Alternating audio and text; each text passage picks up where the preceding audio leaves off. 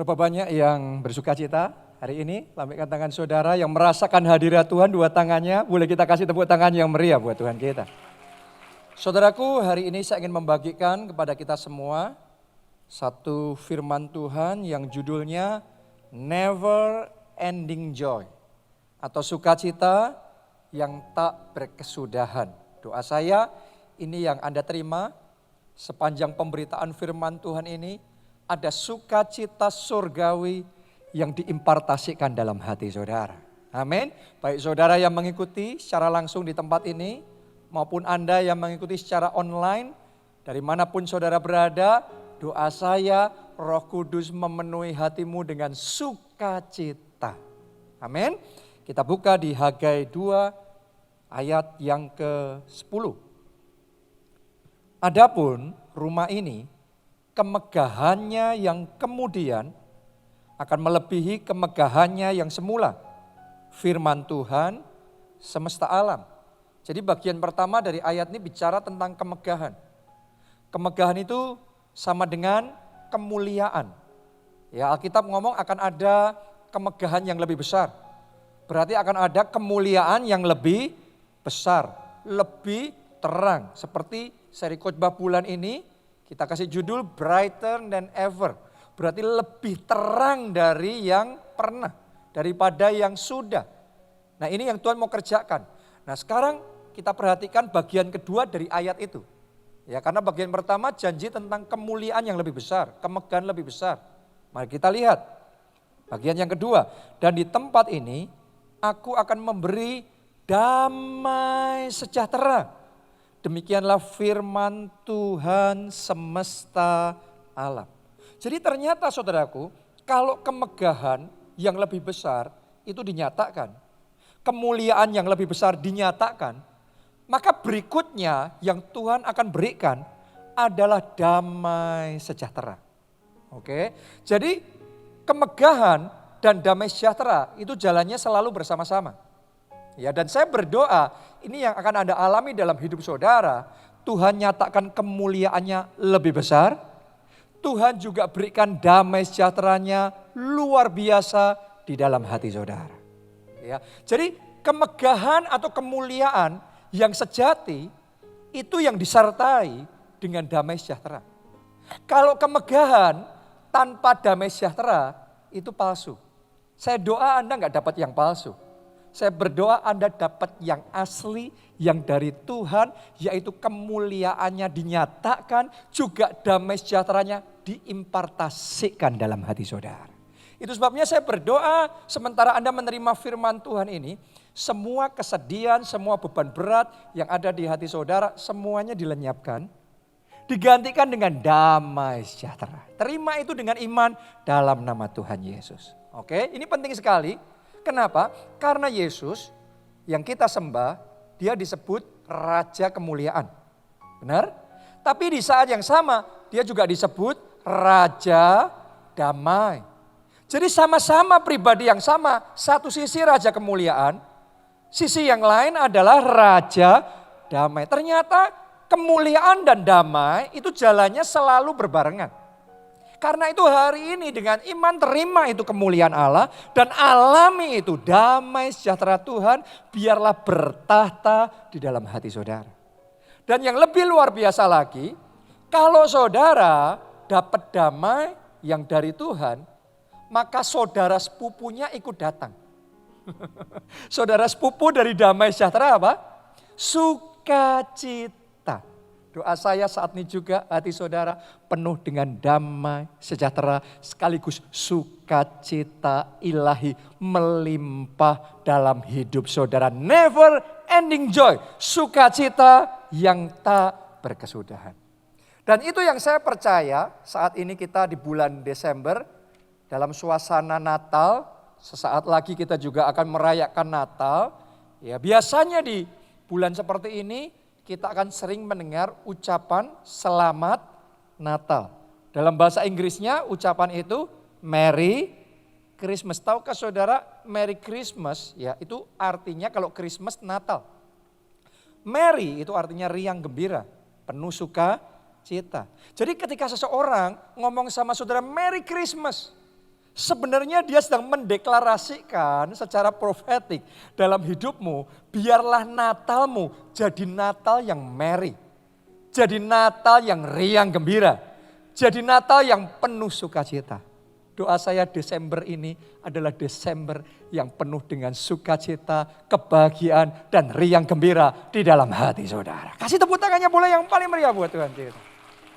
Amin. Jadi itu yang Tuhan mau kerjakan dalam hidup kita, yaitu melalui Natal ini Tuhan mau memberikan sukacita. Tapi Anda harus sadar juga di sisi yang lain, iblis itu berusaha untuk merusak sukacita kita. Iblis itu berusaha untuk mencuri sukacita kita. Jadi dua sisi ini saling tarik menarik. Dan hal yang kayak gini sudah terjadi sejak Natal yang pertama. 2000 tahun yang lalu. Ketika Yesus Kristus turun ke dunia, dia turun ke dunia untuk apa? Memberikan sukacita. Makanya itu kabar gembira. Ya, kabar sukacita. Tapi di sisi yang lain iblis gak tinggal diam, dia berusaha untuk merusak sukacita. Makanya dia bangkitkan Raja Herodes yang melakukan pembunuhan massal, bayi-bayi umur 2 tahun ke bawah dibunuhin semua dengan tujuan untuk merusak sukacita. Kenapa? Karena itu pekerjaan iblis. Iblis, Alkitab ngomong ya, iblis itu pekerjaannya adalah mencuri, membunuh, dan membinasakan supaya sukacitamu hilang. Oke, bisa jadi saat ini iblis juga melakukan hal yang sama di dalam hidup saudara. Dia berusaha membinasakan visi dan impian dalam hidupmu. Dia berusaha untuk mengkandaskan pengharapan saudara. Apa yang Anda rindukan, dia berusaha halang-halangi. Tujuan semuanya itu adalah untuk merampas sukacita dalam hati saudara. Sehingga ketika engkau melalui Natal ini, yang engkau alami hambar. Yang engkau alami hampa di dalam hati saudara. Tapi saya mau ngomong, saya punya berita baik buat saudara. Iblis boleh berusaha sekeras-kerasnya. Tapi rencana Tuhan tetap jalan dalam hidup saudara. Melalui firman Tuhan hari ini sukacita surgawi. Tuhan akan impartasikan, Tuhan akan pulihkan, Tuhan akan bangkitkan dalam hati saudara. Hati saudara tidak akan hambar, tapi hati saudara akan jadi hati yang penuh sukacita. Natal saudara akan jadi Natal yang merry, riang gembira, penuh dengan sukacita. Amin. Karena itu mari kita baca janji Tuhan ini di Yeremia 31 ayat 12, 13, 16, dan 17. Saya bacakan. Ini yang akan Tuhan kerjakan dalam hidup saudara. Jadi kalau Anda percaya, aminkan ini, oke? Mereka akan datang bersorak-sorak di atas bukit Sion. Muka mereka, saya berdoa ini muka setiap orang di tempat ini, akan berseri-seri karena kebajikan Tuhan. Wow, saya berdoa mukanya gak masam lagi. Mulai saat ini muka masam, raut wajah sedih dihilangkan dari wajah saudara. Diganti dengan kemuliaan Allah. Mulai hari ini mukamu berseri-seri, wajahmu penuh kemuliaan. Sekalipun ketutupan masker. Sekalipun ada face shield-nya, tetap ada sinar kemuliaan Tuhan yang memancar dalam hidup saudara. Kenapa? Karena ada kebajikan Tuhan. Lanjutkan lagi. Karena gandum, anggur, minyak, karena anak-anak kambing domba dan lembu sapi. Jadi karena Tuhan mau curahkan berkatnya, bersukacitalah.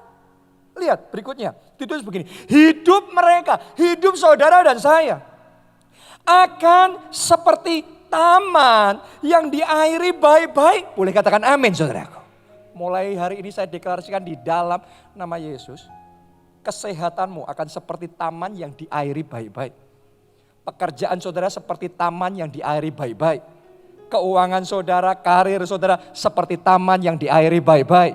Masa depan saudara seperti taman yang diairi baik-baik. Kenapa itu penting? Karena kalau taman gak diairi jadinya kering. Yang ada di situ mati semua. Tapi kalau taman diairi dengan baik, di situ subur. Dia segar. Dan dia akan berbuah lebat. Itu yang terjadi dalam hidup saudara. Anda disegarkan, Anda disuburkan. Dan oleh anugerah Tuhan, Anda dibuat berbuah lebat. Boleh katakan amin. Tepuk tangannya boleh yang paling meriah buat Tuhan kita. Mereka tidak akan kembali lagi merana. Ayat 13, pada waktu itu anak-anak darah akan bersukaria, menari beramai-ramai. Orang-orang muda dan orang-orang tua akan bergembira. Aku akan mengubah perkabungan mereka menjadi kegirangan. Akan menghibur mereka dan menyukakan mereka sesudah apa? Kedukaan mereka. Ada nggak di antara saudara di sini yang sedang merasa kedukaan? Ada nggak di antara saudara yang tahun ini sebenarnya yang engkau lalui jadi tahun kedukaan? Tapi hari ini saya mau katakan sama saudara, janji Tuhan ini, Tuhan akan mengubah kedukaan kita jadi kesukaan. Jadi kegirangan, jadi kelegaan. Jadi itu sesuai dengan iman saudara. Ayat yang ke-16. Beginilah firman Tuhan. Cegahlah suaramu dari menangis dan matamu dari mencucurkan air mata. Bisa jadi setahun ini Anda penuh cucuran air mata. Isinya tangisan. Karena mungkin saudara kehilangan orang yang Anda kasihi, teman saudara, keluarga dekat saudara. Mungkin saudara mengalami kemunduran secara pekerjaan, saudara mengalami kerugian yang besar dan banyak hal lain yang terjadi. Tapi hari ini saya mau ngomong sama saudara, pesan firman Tuhan, cegahlah suaramu dari menangis. Dan matamu dari mencucurkan air mata. Kenapa? Karena mulai dari sejak detik ini, saya deklarasikan di dalam nama Tuhan Yesus, semua kesusahanmu berhenti.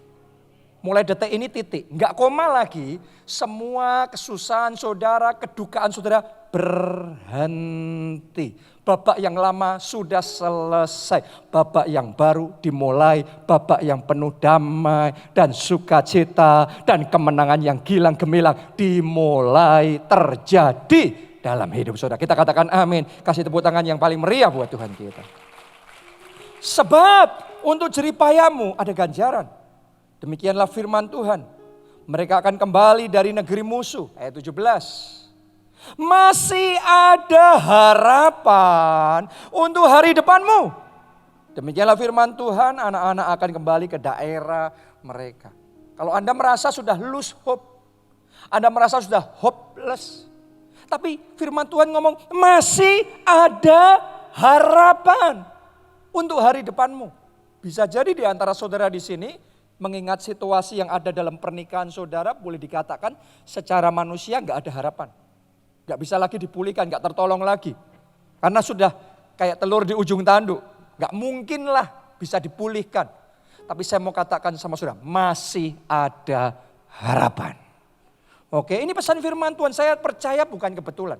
Kalau Anda terima firman itu sebagai firman Tuhan, firman itu akan menyatakan kuasanya dalam hidup saudara. Jangan terima yang saya sampaikan ini sebagai ceramah biasa atau sekedar perkataan motivasi. Ini bukan perkataan motivasi. Perkataan motivasi hanya sekedar menghibur. Tapi ini pesan Tuhan. Ini firman Tuhan. Kalau Anda terima firman sebagai firman dari Tuhan, Anda akan melihat kemuliaannya dinyatakan. Masih ada harapan untuk keluarga saudara. Masih ada harapan untuk hari esok saudara. Masih ada harapan untuk kesehatan saudara. Masih ada harapan untuk pelayanan saudara. Masih ada harapan. Kita kasih tepuk tangan yang paling meriah. Karena itu mari kita bersuka cita. Mari kita bergembira. Berhenti bersedih hati. Dan mulai hari rasakan never ending joy. Sukacita yang tak berkesudahan itu mengalir di dalam hati saudara. Nah sekarang pertanyaannya, bagaimana kita bisa menerima sukacita yang Tuhan mau berikan kepada kita? Dari pihak Tuhan dia mau kasih sukacita.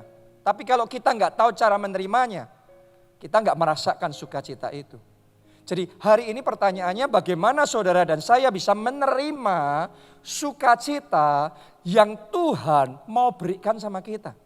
Ada dua saya mau bagikan sama saudara. Nomor satu, mulailah dengan berdamai dengan Tuhan.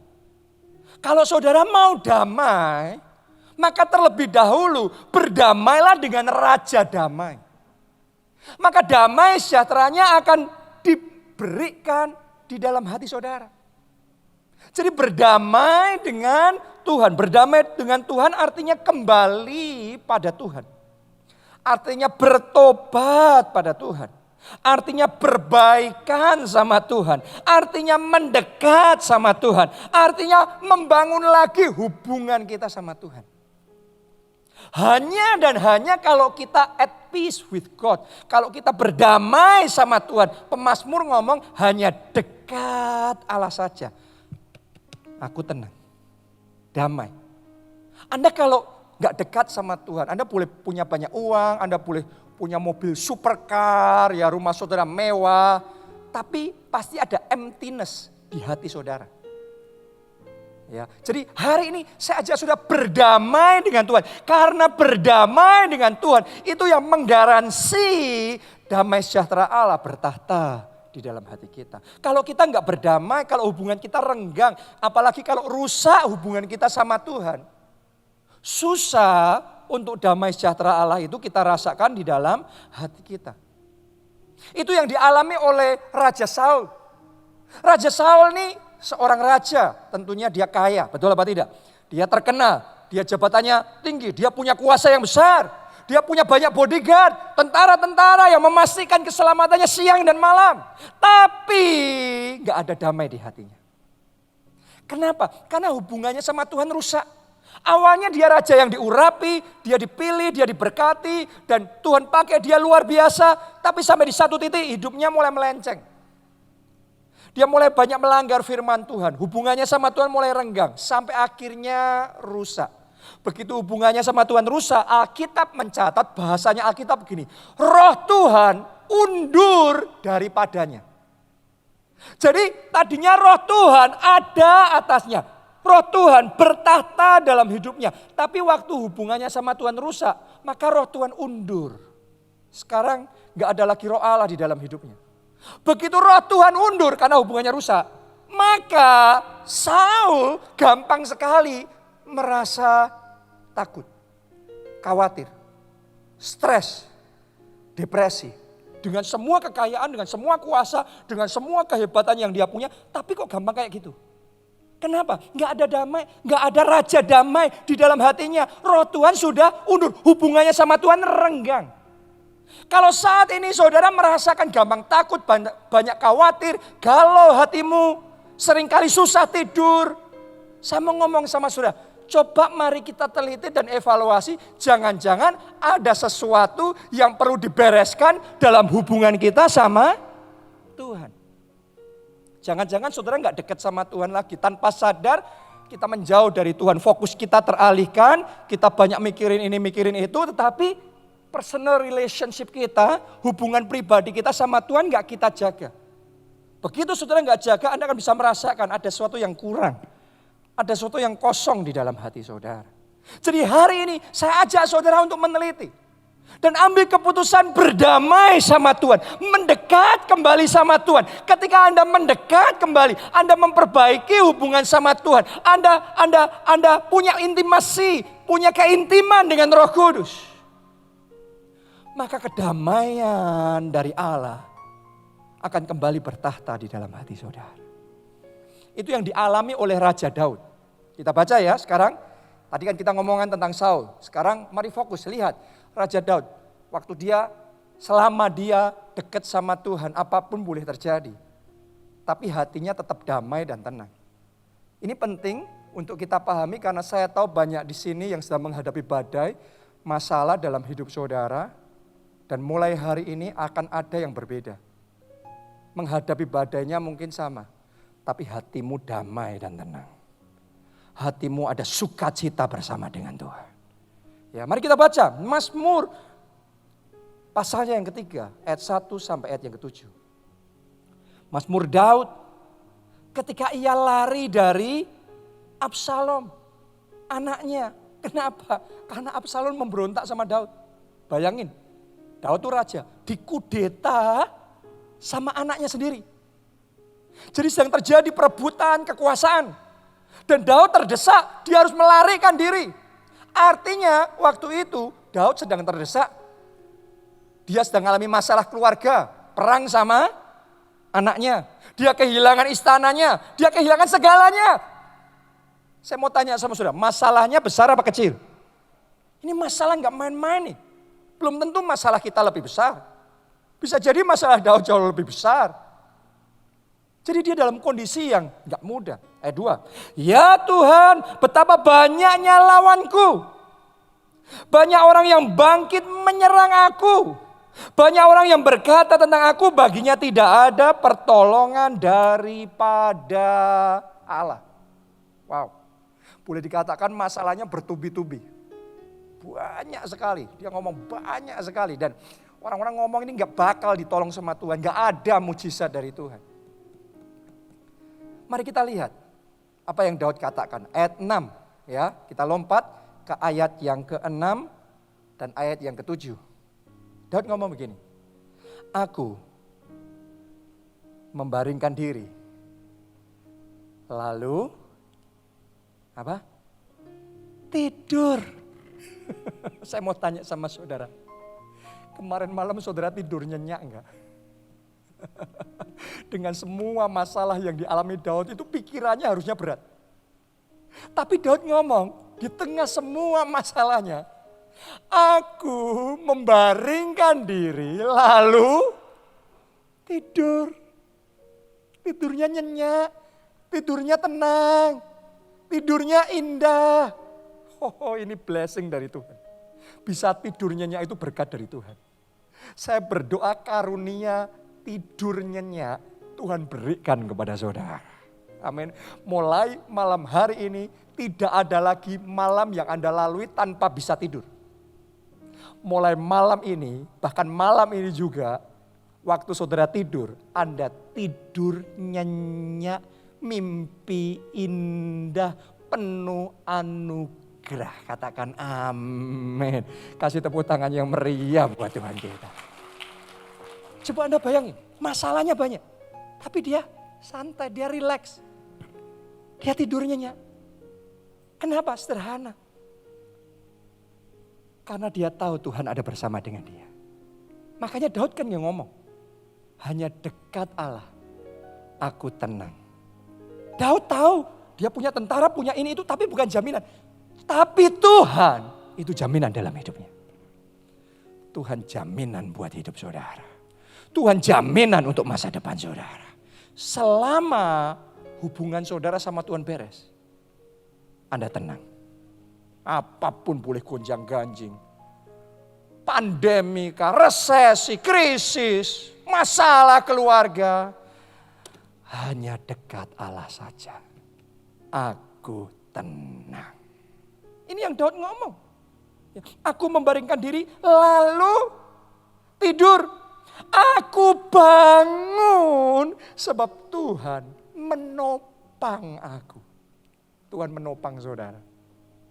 Tuhan menopang saudara. Oh, saya perlu yakinkan sekali lagi karena ada beberapa orang yang belum merasa topangan Tuhan. Anda merasa, Anda gak merasa, tapi sadarilah Tuhan menopang saudara. Bahkan di titik paling rendah pun Tuhan tetap mensustain, menopang saudara. Coba Anda renungkan, sepanjang tahun ini pandemi begitu luar biasa. Tapi Anda kan masih hidup sampai sekarang. Kita kan masih bernafas sampai hari ini. Anda masih bisa ada sebagaimana saudara ada sekarang. Saya mau ngomong, kalau bukan Tuhan yang menjaga kita. Kalau bukan Tuhan yang melindungi kita. Enggak mungkin. Jadi saudara ada, sebagaimana ada sekarang ini.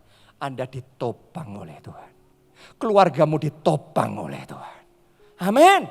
Pekerjaanmu ditopang oleh Tuhan. Kesehatanmu ditopang oleh Tuhan. Gereja kita ditopang oleh Tuhan. Karena itu kita damai. Kita rileks, kita tenang. Mau grafik virus corona naik turun terserah. Kita aman dalam lindungan Tuhan. Amin. Daud ngomong. Mari kita lanjutkan ayat yang ke-7. Aku tidak takut kepada puluhan ribu orang yang siap mengepung aku. Coba Anda pikir ya. Daud gak takut bukan karena gak ada yang mau mengepung, gak ada yang mau menyerang. Bukan karena gak ada ancaman. Ancaman banyak, masalahnya puluhan ribu. Tapi dia ngomong, aku tidak takut. Hatinya damai banget. Mulai saat ini kedamaian yang seperti itu namanya damai sejahtera yang melampaui segala akal. Karena yang masuk akal manusia adalah kalau gak ada masalah ini, gak ada masalah itu ya wajar damai. Tapi kalau ngalami puluhan ribu orang mengepung tapi bisa damai, itu damai surgawi. Doa saya damai surgawi yang sepowerful yang dirasakan Daud. Mulai sekarang bertahta di dalam hati saudara, mengambil alih dan mendominasi hati saudara. Amin. Ini hanya bisa terjadi kalau kita dekat Tuhan. Jadi saya ajak berdamai dengan Tuhan. Yang kedua, kunci merasakan damai dan sukacita yang dari Tuhan adalah kembangkan pola pikir bersukacita. Nah ini penting sekali karena sukacita itu sangat ditentukan oleh mindset kita, pola pikir kita. Lebih daripada dipengaruhi oleh situasi kondisi sekeliling kita. Situasi kondisinya sama, tapi mindsetnya berbeda. Yang satu marah, yang satu sukacita. Pola pikir kita yang menentukan. Jadi saudara kembangkan pola pikir saudara sedemikian rupa sehingga di dalam menghadapi banyak hal dalam hidup saudara, setting hati saudara terus bersukacita. Ada orang yang punya pola pikir yang salah sehingga setting hatinya selalu emosi, selalu jengkel, selalu marah. Tapi ada orang yang mengembangkan pola pikir tertentu sehingga setting hatinya selalu mengucap syukur, selalu happy-happy, selalu bersukacita. Padahal yang satu bisa saja mengalami masalah lebih berat, tapi bisa lebih happy. Tapi yang satu masalahnya lebih ringan, tapi kayaknya paling berat sedunia. Apa yang membedakan? Mindset kita. Kita harus melatih dan membentuk pola pikir kita sehingga mudah buat kita untuk bersukacita. Coba saudara renungkan. Kenapa kok saya katakan mindset kita menentukan sukacita kita? Contoh nih ya. Kalau ada orang yang menjelek-jelekkan saudara, kira-kira kita jengkel enggak? Iya, secara manusia seperti itu, normalnya begitu. Tapi kalau saudara mengembangkan pola pikir yang baru, ya belum tentu Anda akan sejengkel seperti yang sebelumnya. Ya, kalau saudara bisa ngerti orang kalau sukanya jelek-jelekin orang lain, biasanya iri sama orang itu. Kalau ada orang sukanya jelek-jelekin saudara, berarti ada sesuatu dalam hidupmu yang dia lihat sehingga dia itu jelek-jelekin terus. Kalau nggak ada apapun dalam hidup saudara nggak dianggap, ngapain ngambil waktu jelek-jelekin saudara. Berarti kalau Anda dijelek-jelekan, berarti dia bisa melihat ada favor Tuhan di dalam hidup saudara. Ada berkat Tuhan di dalam hidup saudara. Dan bersyukurlah sama Tuhan, kenapa? Karena bukan Anda yang iri sama dia, dia yang iri sama saudara. Oke, jadi kali berikutnya ketika dia menjelek-jelekkan saudara, kalau kita ngerti bahwa orang yang menjelek-jelekkan itu seringkali malah iri sama kita, bukannya kita marah, kita jadi kasihan sama dia. Sama-sama dijelek-jelekan, yang satu kita marah, yang satu kita malah kasihan. Sama-sama dijelekan, yang satu kita emosi, yang satu kita mengucap syukur terima kasih Tuhan. Berarti ada favor Tuhan dalam hidup saya. Dan saya tahu di tempat ini orang-orang yang hidupnya ada anugerah Tuhan, ada kasih karunia Tuhan, ada favor dari Tuhan di dalam hidup saudara. Karena itu bersukacitalah. Jadi miliki mindset yang benar. Misalnya saudara di mobil, atau di kendaraan saudara sedang mengendarai, setir mobil saudara, tiba-tiba ada mobil lain yang potong jalur saudara. Biasanya spontan kita marah dong. Tapi seandainya saudara tahu dia buru-buru kayak gitu, ngebut sampai kayak gitu. Karena dia sedang menuju rumah sakit, orang tuanya dalam kondisi yang sangat kritis di rumah sakit. Kalau Anda tahu kayak gitu jadi marah apa enggak? Enggak, kita malah silakan saya diduluin enggak apa-apa. Jadi sama-sama dipotong, diduluin. Cara kita berpikir menentukan kita sukacita atau tidak. Anda ngomong sama saya, kan saya nggak tahu dia buru-buru karena apa. Nggak apa-apa, saudara nggak harus tahu. Tapi Anda bisa memelihara sukacita dengan berpikir yang benar. Sehingga Anda nggak rugi. Jangan biarkan iblis mencuri sukacitamu. Pegang kuat-kuat sukacita saudara. Ambil keputusan tetap bersukacita.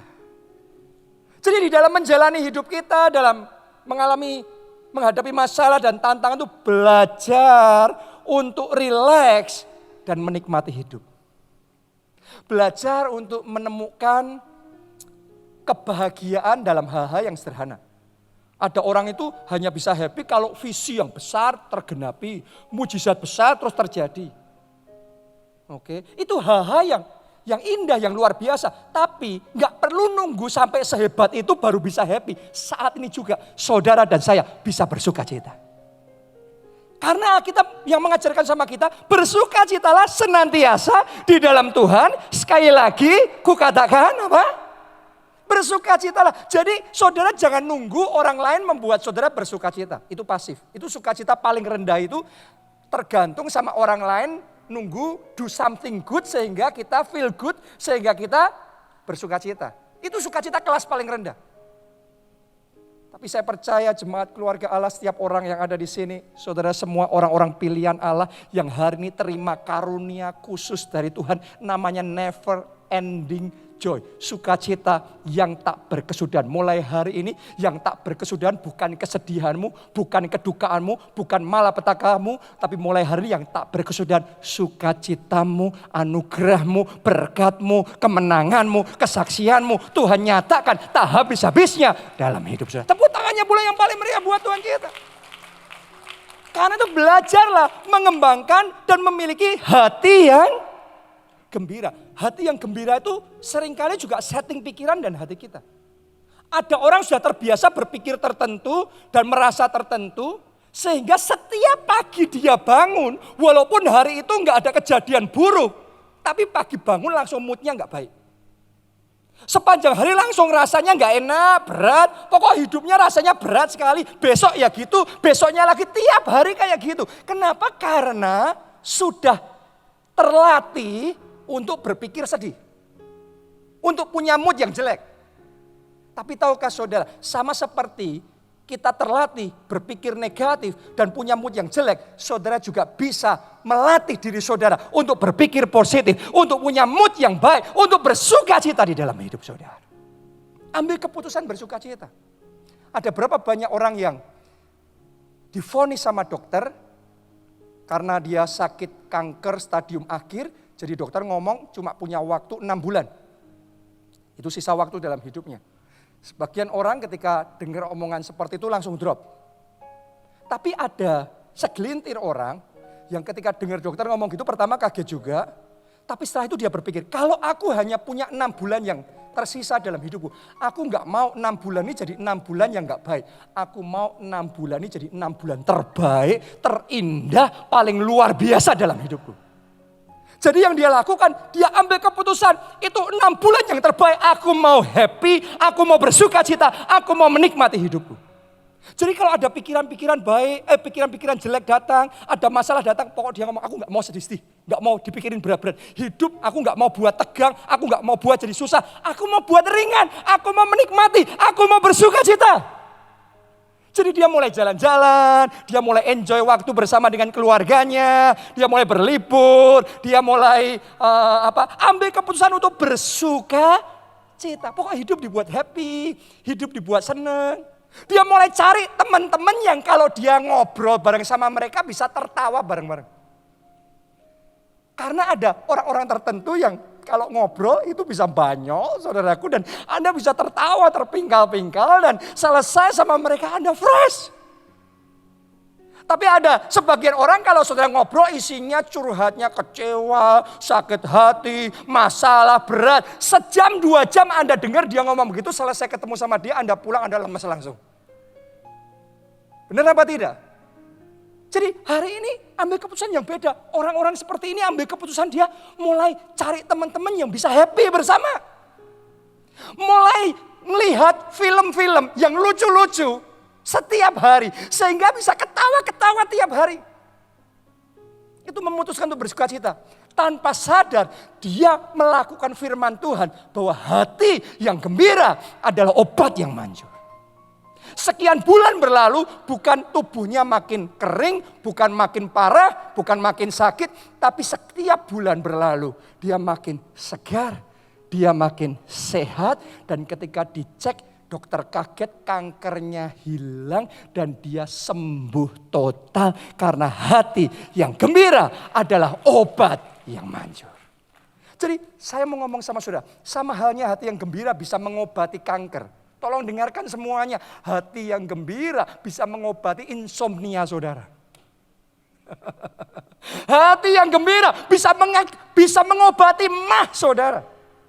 Hati yang gembira bisa mengobati pernikahan saudara. Keluarga saudara. Oh iya, yes, kenapa tidak? Berapa banyak pernikahan masalah, keluarga masalah. Kenapa? Karena yang suaminya, yang istrinya terbiasa moodnya jelek terus. Pokok moodnya emosi, marah terus. Tapi kalau saudara bisa mempraktikkan firman Tuhan, membangun hati yang gembira, bersuka cita dalam hidup saudara. Kalau suaminya happy, istrinya happy, itu atmosfer di keluarga, di rumah akan berubah. Dan pernikahan bisa segar lagi, keluarga bisa dipulihkan. Hati yang gembira adalah obat yang manjur.